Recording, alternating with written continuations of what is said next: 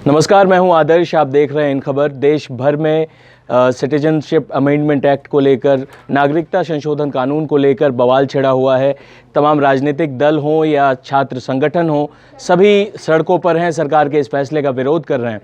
लेकिन हमें ये समझना पड़ेगा कि आखिर इस विरोध में मुस्लिम समुदाय क्यों हिंसक हो रहा है और मुस्लिम समुदाय को क्या डर है या किस तरीके से उसे डराया जा रहा है। 5 सवालों का जवाब हम इस वीडियो के मार्फत ढूंढने की कोशिश करेंगे। पहला तो ये कि नागरिकता कानून है क्या। नागरिकता कानून में भारत के किसी भी नागरिक के बारे में बात नहीं की गई है। नागरिकता कानून में जो संशोधन आया है उसमें बांग्लादेश, पाकिस्तान और अफ़गानिस्तान में धार्मिक रूप से प्रताड़ित अल्पसंख्यकों को भारत में शामिल करने, भारत की नागरिकता देने की बात की गई। दूसरी बात जो इसमें है कि क्या इस बिल से, क्या इस कानून से भारत के मुसलमानों को कोई फ़र्क पड़ता है, तो इसका जवाब है नहीं। नागरिकता कानून से भारत के मुसलमानों को कोई फ़र्क नहीं पड़ता, न भारत के हिंदुओं को कोई फ़र्क पड़ता है। ये सीधा सीधा अगर सिर्फ इस कानून की बात की जाए तो ये इन 3 देशों से आए प्रताड़ित धार्मिक अल्पसंख्यकों की बात करता है। तीसरी बात ये है कि क्यों मुस्लिम इलाकों में, चाहे मुर्शिदाबाद हो, मऊ हो, तमाम ऐसे इलाके हों, सीलमपुर हो या जामिया का इलाका हो, ऐसे इलाकों में प्रदर्शन हिंसक हो रहा है, उग्र हो रहा है। इसके पीछे क्या वजह है? इसके पीछे वजह यह है कि सिर्फ सिटीजनशिप अमेंडमेंट एक्ट को लेकर बात नहीं हो रही है, एनआरसी को भी इसके साथ जोड़ा जा रहा है। एनआरसी आप जानते हैं, नेशनल रजिस्टर ऑफ सिटीजन, जो भारतीय नागरिकों की एक सूची तैयार होगी। इस बारे में अभी तक कोई फैसला नहीं आया कि भारत में ये कब होगा। एनआरसी, असम में एक एनआरसी की लिस्ट आई थी।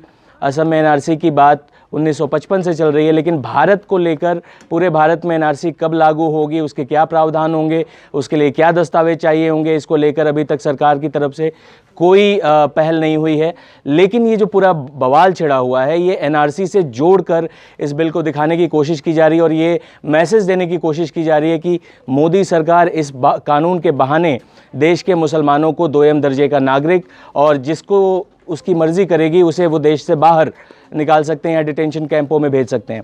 अब सवाल ये है कि क्या भारत में घुसपैठ की कोई समस्या है भी, या हम सिर्फ एक हवाई बात कर रहे हैं। अगर 2004 की बात करें, कांग्रेस की सरकार थी, श्री प्रकाश जायसवाल जो गृह राज्य मंत्री थे, उन्होंने आंकड़ा दिया था कि 1 करोड़ 20 लाख अवैध घुसपैठिए भारत में हैं। 57 लाख यानी कि सबसे ज़्यादा बंगाल में थे, 50 लाख के आसपास असम में थे। अब ये आंकड़ा 2 करोड़ बताया जाता है। हालांकि इस आंकड़े की पुष्टि अभी किसी सरकारी दावे से नहीं होती है, लेकिन ये आंकड़ा मोटा मोटी सरकार बताती है। अब अगर इन 2 करोड़ लोगों की बात होती है, एनआरसी लागू होता है, तो इन 2 करोड़ लोगों को अपनी नागरिकता साबित करनी पड़ेगी। अगर वो नागरिकता साबित करने में असफल रहते हैं तो उन्हें अवैध नागरिक घोषित करते हुए देश से बाहर किया जा सकता है। लेकिन भारत के किसी भी नागरिक को अगर एनआरसी लागू भी होता है तो भारत से बाहर कोई भी कानून, कोई भी सरकार नहीं कर सकती। ये साफ साफ स्पष्ट शब्दों में समझ लें। ना किसी के बहकावे में आए, ना किसी के भुलावे में आए, अफवाह ना फैलने दें, ना इसे फैलाएं। और भारत का जो भी नागरिक है, जिसने भारत में जन्म लिया है, उसे भारत से कोई भी सरकार, कोई भी कानून बाहर नहीं कर सकता। धन्यवाद। इन खबर चैनल को सब्सक्राइब करें और बेल आइकन दबाना ना भूलें।